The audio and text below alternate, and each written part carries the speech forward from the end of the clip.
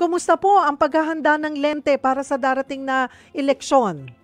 Tuloy-tuloy naman po yung paghahanda natin. Nasa stage ngayon ng unang-una paghihikayat sa mga kababayan natin na magparehistro dahil ilang araw na lang patapos ang voter registration. Patuloy pa rin naman po ang pagmamonitor natin, lalo na sa BARM po na area kasi yan yung unang parliamentary elections next year. So nagmamonitor po tayo sa BARM. And tuloy-tuloy rin po yung voters education natin at yung pakikipag-coordinate sa ating COMELEC. At yun pong sinasabi yung planong online voting, na unang beses po natin gagawin. Ano po ang posisyon dito ng Lente?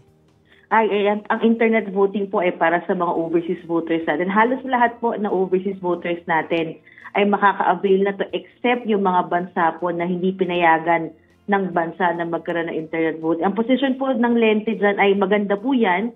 Basta kailangan lang po mabago yung batas natin, yung Overseas Voting Act of 2013.